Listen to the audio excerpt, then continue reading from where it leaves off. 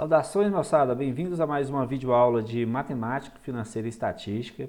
Sou o professor Júnior e hoje vamos trabalhar um pouquinho sobre taxas, falar sobre inflação, INSS, Imposto de Renda Retido na Fonte.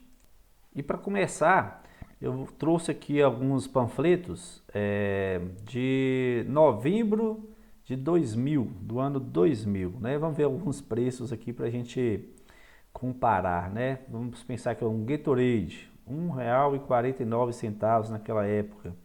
Olha só que doido isso aqui. Coca-Cola, né, litros de PETs de 2 litros. Aqui você tem 6 PETs, você pagava R$ 8,10 por esses 6 PETs, né? Hoje, um só já está quase esse valor. Uma latinha de Guaraná, 54 centavos, né? Deixa eu ver outra carne que está hoje, tá um absurdo aí, né? Aqui acho que é peixe, eu não vou saber ler direitinho aqui, eu vou pegar um outro aqui, ó, carne aqui, ó.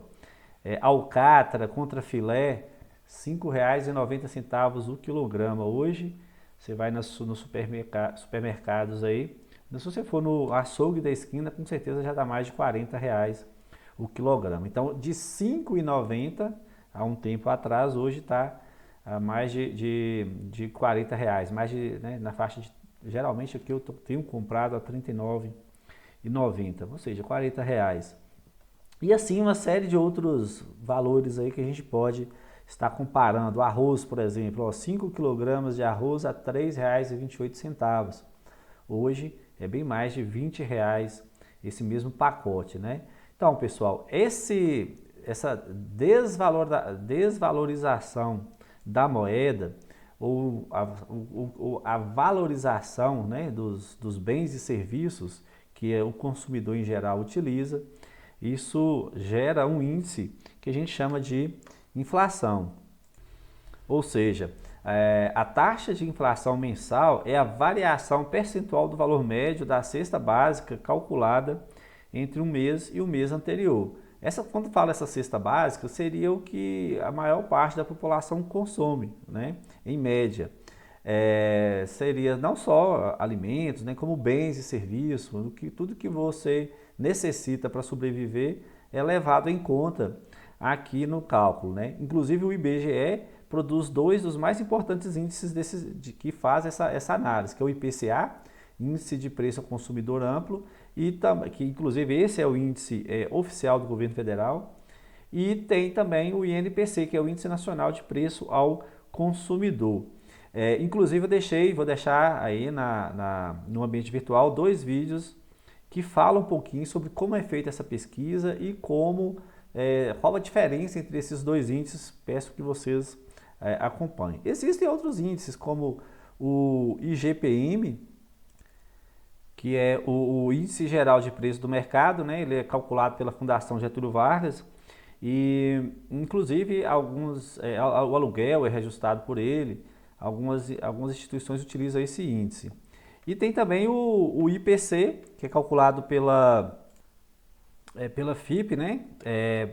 Fundação Instituto de Pesquisas Econômicas, né? Ela é de São Paulo. Especificamente esse IPC é o Índice de Preço ao Consumidor para o pessoal de São Paulo.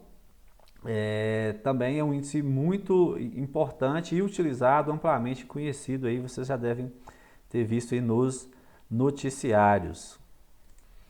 É lógico que a inflação, ela sendo alta, ela sempre vai causar instabilidade, né, no governo. Então, o controle da inflação é alvo, né, de todos os governos, conseguir evitar isso. E nós tivemos, né, anos aí com muita dificuldade em termos inflacionários, antes do Plano Real. Aqui tem o IPCA, eu dei uma pesquisada sobre as médias históricas aí, e a gente pode ver como os valores variavam, né? Chegando o IPCA no mês de março de 1990 a atingir 82,39%, né? O que significa isso? É como se, isso aí é lógico que é uma média, não são todos os produtos, mas significa que teve produto que inclusive teve aumento superior a isso, né? Mas em média, significa que se você tinha um objeto lá que custava R$ 100 no início do mês, no final do mês estava custando R$ 182, né? Então era um aumento generalizado de valores. Deixa eu ver se eu pego mais alguns gráficos aqui para a gente analisar. Esse aqui mesmo é a variação anual do IPCA antes do Plano Real. Olha só como que eram as taxas de juros ao longo de todo um ano, né? Em 1980, 99%, praticamente o dobro, né? Então, você tinha um objeto lá que custava R$ 100, no final do ano já estava 200, né? Agora, olha o absurdo aqui, 1989, 1972%. Esse aqui, ó, 2.477%. Para fazer uma continha rápida aqui para vocês terem uma ideia, se um objeto custava R$ 100, se ele tiver obter um aumento de 2.477, vamos pôr 2.500, deixa esse valor aqui mesmo. 2.477 sobre 100, mais um, né? Que vai multiplicar por, vai ser o próprio 100. Não está aparecendo aí para vocês, porque a câmera deve estar aí. Então, olha só, imagina um objeto, vou começar novamente aqui. Imagina nesse ano aí, ó, o absurdo que seria. Um objeto que custava R$ 100, ele seria multiplicado, se ele teve um aumento, esse aumento percentual, ele seria multiplicado por 1 mais 2.477 sobre 100. Esse objeto passaria a custar 1 mais 24,77. Esse objeto passaria a custar vezes 25,77. Ele passaria a custar R$ 2.577, né? Então, olha que situação. Aliás, se fosse em reais, que se foi antes do Plano Real, né? Era outra moeda. Mas fazendo aí a conversão, seria isso, né? Imagina no início do ano de 1993, uma coisa custar R$ 100 e no final do ano ela custar R$ 2.577. Isso aí tira qualquer situação de previsibilidade econômica, né? Então é uma situação muito complexa. Vamos ver o que aconteceu depois do Plano Real. Depois do Plano Real, vai dar certo. Depois do Plano Real, a gente já teve situações, inclusive, de deflação. Quando você vê esse valor aqui abaixo de zero, é uma deflação, né? Significa que houve redução dos preços.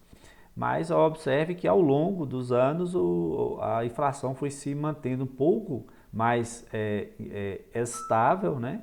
Depois teve alguns períodos aqui, deixa eu ver o ano, lá em 2003, em que chegou, né, o IPCA chegou em dezembro a 3,02% e nós tivemos uma média de 0,66 depois do Plano Real. Significa uma média bastante positiva. Olhando isso aí em termos de ano, olha só, variação anual depois do Plano Real. Nós tivemos aí a máxima aí de 22,4%, mas mesmo assim já é um valor bem inferior antes do Plano Real. E aí agora a gente está tentando aí, vocês devem estar vendo nos noticiários que tem metas aí abaixo de 4% ao ano, né? Infelizmente, nós temos ouvido notícias aí, assistidas no noticiário, que no último mês já foi uma inflação um tanto quanto alta. O pessoal fica comentando sobre o fantasma da inflação retornar, né? Queira Deus que não. De curiosidade, né, o sucesso do Plano Real foi imediato. Em 1993, o IPCA havia registrado alta de 2.477%, aquele cálculo que nós fizemos. Já em 95 foi de apenas 22,4%. E este valor foi caindo, né, até chegar em 1,66 em 98. De curiosidade, eu trouxe para vocês aqui as taxas de inflação no mundo hoje, né? Isso aqui utiliza os últimos 12 meses. No caso, a referência aqui, ó, mês 5 de 2021, significa que nos últimos 12 meses, até o mês 5 de 2021, a Venezuela está aí como campeã de inflação, chegando à cifra de 2.720%, né? Aqui eu peguei os países da América para a gente ter uma noção. O Brasil, no último ano, né, nos últimos 12 meses, registrou aí 8,99%. Se a gente for comparar, por exemplo, com os Estados Unidos, né, 5,4%. Então a gente consegue ver, tem inclusive nesse último ano e tem no ano anterior. Então os países que estão próximos dos valores é que está conseguindo manter uma certa estabilidade. Obviamente que se essa estabilidade for com inflações altas, né? A Argentina está passando por uma crise agora, está com inflação alta, então isso aí preocupa o mundo e por isso às vezes, né, quando vocês escutam aí situações em variabilidade em bolsa de valor, que está perdendo recurso e tal, é justamente por essa falta de segurança. Aí o Banco Central ele fica organizando, né, regulando as taxas de juros para tentar evitar que essa inflação se acentue. No mundo, eu também puxei aqui para a gente ver a questão onde tem inflação mais baixa, né? Então eu coloquei os últimos países lá cuja inflação é mais baixa, ou seja, esses que estão de vermelhinho aí, ó,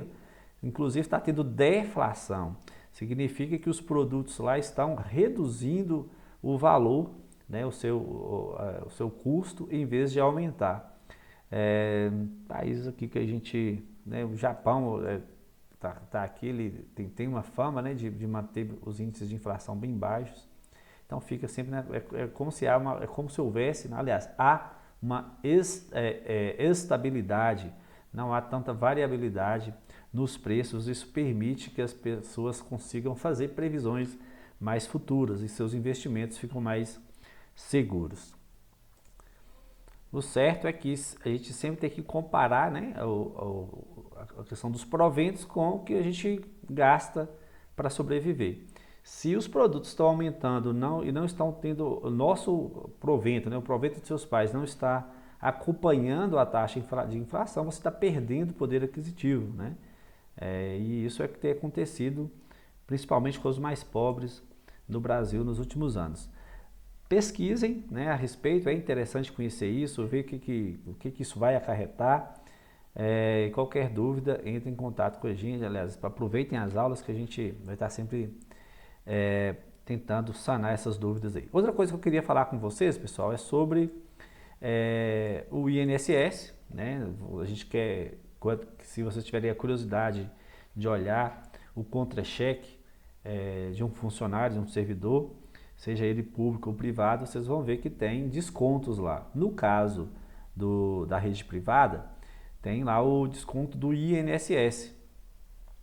Esse desconto, né, o que é o INSS? Eu até coloquei um texto aqui, ó, é responsável pelo pagamento da aposentadoria e demais benefícios aos trabalhadores brasileiros, com exceção dos servidores públicos. Então o INSS é específico para a rede privada, né? Mas basicamente, se um funcionário da rede privada ele machuca, ele precisa tirar uma licença, né, ou uma funcionária ela precisa tirar licença de gestação, ela é amparada pelo INSS, né? Por ela pagar uma taxa mensal, ali ela vai ter alguma seguridade com relação aos seus proventos, porque ela, né, uma pessoa, por exemplo, quebrou a perna, vai ter que ficar sem trabalhar, ela não vai deixar de ter todas as suas despesas rotineiras, né? Então essa taxa que é paga mensalmente é para suprir quando isso ocorrer. E lá tem as chamadas alíquotas, né?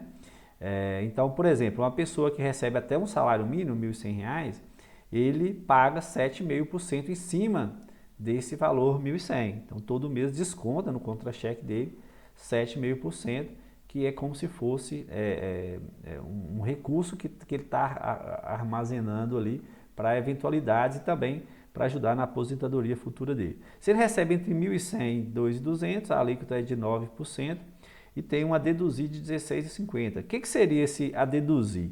É porque, digamos que a pessoa ganha R$ 1.200. Vamos dar um exemplo aqui. Digamos que uma pessoa ganha R$ 1.200. Se ela ganha R$ 1.200, significa que 1.100 desses 1.200, 1.100 vai sofrer um percentual lá de 7,5%, que ela vai descontar. O restante, os outros R$ 100, vai incidir em cima dos 9%, né? Então, para não ter que ficar fazendo por partes, aí coloca esse a deduzir aqui, que já é descontando aquela diferença, né? Então, por exemplo, isso aqui já será cobrado para você lá, você saber calcular esses valores. Então, por exemplo, aqui, ó, qual será o desconto de referente ao INSS no salário de um funcionário que ganha R$ 1.600. Então você pode fazer direto lá, ó. Se ele ganha R$ 1.600, ele vai estar em qual alíquota? 1.600, você está na alíquota 2. Então vai ser cobrado 9% dele. Você vai simplesmente calcular, ó, 9% de 1.600 e vai deduzir desse valor, ele está lá na alíquota 2, vai deduzir R$ 16,50, né? Fazendo as continhas aí, ele vai pagar 90, 54, 144 reais menos 16,50, que dá 127,50. Se fosse fazer devagarzinho lá, né, você primeiro pegaria lá os 1.100 a 7,5%, ele teria um certo valor aqui a pagar. A diferença, os outros R$ 500, ele vai pagar a 9%, né? Fazendo a continha aí, você vai achar o mesmo valor. Se eu já agilizar aqui, vai dar 82,50 aquela parte, mais os 45 da segunda parte, se você somar, você vai chegar lá nos 127,50, tá certo? Lembrando que para quem ganha o teto, né, hoje é 6.433, para quem ganhar acima, ele vai pagar, né, o 14% em cima desse valor, vai deduzir esse 148, então vai ser um valor fixo, né? Não vai calcular mais. Se a pessoa, digamos que a pessoa ganha 8 mil, então ele vai pagar o INSS em cima de 6.433. O restante ele não paga em cima, não. O exemplo aqui, ó, qual será o desconto referente ao INSS do salário de funcionário que ganha 3 mil? Aí é o mesmo raciocínio, 3 mil ele vai estar na alíquota 3, então vai ser 3 mil em cima de 12%, então vai ser 3 mil vezes 12%, menos o valor a deduzir, acho que é 82,60, isso, menos R$82,60, que vai dar 277, já fiz aqui na calculadora, 277,50, tá certo? E tem também outro imposto, né, que todos nós, aliás, as pessoas que, dependendo do recurso que ele tem, do provento que ele tem, ele paga mensalmente, que é o chamado imposto de renda retido na fonte. É lógico, pessoal, que para a gente ter o funcionamento dos serviços públicos, ter estradas, ter o SUS, né, ser atendido pelo SUS, qualquer serviço público que você utiliza, né, ele tem custo, e esse custo quem paga é a gente com os nossos impostos, e um deles é o imposto de renda retido na fonte. O imposto de renda ele é um tributo cobrado anualmente pelo governo federal sobre os ganhos de pessoas e de empresas. Aqui está falando que ele é cobrado anualmente, mas se se tem um funcionário, um servidor, seja público ou da rede privada, que tem o seu contra-cheque, né? Se ele extrapolar um certo valor mensal, que no caso aqui, ó, de 0 até 1903,98, não vai descontar nada. Agora, se passou desse 1903, já vai descontar diretamente no contra-cheque dessa pessoa. Claro que lá no final do ano você tem que fazer a chamada declaração do imposto de renda. E aí vai analisar se você pagou o imposto a mais, aí o governo vai te devolver, ou se você pagou imposto a menos, aí você vai ter que pagar essa diferença que está faltando, tá certo? E aí tem as alíquotas da mesma forma, né? Essa aqui é a mais recente, está no momento, né? Nós estamos passando por discussões aí nas casas Senado e Câmara dos Deputados para debater, né, uma possível mudança aí com relação a esses valores. Então pode ter novidade aí, mas no momento está funcionando, né, que funcionou referente ao ano base 2020, utilizou-se essa tabela aqui, né? Então, por exemplo, digamos que eu queira saber o seguinte, é uma pessoa que ganha R$ 5.000, quanto que ela paga de imposto? Se o contra-cheque dela, o salário base dela lá é 5 mil. Inclusive, gente, esse salário base, né, que eu escrevi aqui como base de cálculo, é porque não é em cima daquele valor bruto do salário da pessoa, né? Então a pessoa tem um salário bruto lá, igual, vamos pegar aqui uma pessoa que a gente já utilizou, ela tem um salário bruto lá de 3 mil. Então ela vai ter um desconto de 277,50 no seu de INSS. Então a base de cálculo aqui, ela já vai ser aquele 3 mil menos esse valor. Se ela tiver filho, tiver dependente, reduz mais ainda, né? Então, basicamente, você precisa conhecer a base de cálculo para que você aplique, né, qual dessas taxas que você vai fazer o cálculo. Então, digamos que uma base de cálculo lá é 3 mil reais, a base já descontado INSS, já descontado se tem dependente, tem uma série de pormenores aí que a gente não vai entrar em detalhe. Mas se a base de cálculo for 3 mil, você vai aqui, ó, nessa terceira alíquota, né? Na verdade, é a segunda que tem cobrança, né? Você vai pagar 15%, isso aí vai deduzir 354,80. Esse parcela deduzir é lembrando daquilo que nós comentamos, né? É porque ele é progressivo. Então, até 1903 você é isento, você não paga. De 1903 a 2.826,65, você paga 7,5. Então, tem que pegar o 3 mil, tirar esse valor para ver a diferença que vai incidir sobre 15%. Para não precisar fazer isso, o cálculo já está aí, você já tem a parcela a deduzir, né? Então, se ele ganha, se a base de cálculo é 3 mil, seria simplesmente 3 mil vezes o 15% menos os 354,80, né? E você chegaria no valor que vai ser descontado de imposto de renda em cima desse servidor, tá certo? No próximo vídeo a gente vai fazer alguns exemplos de cálculo de inflação, deflação.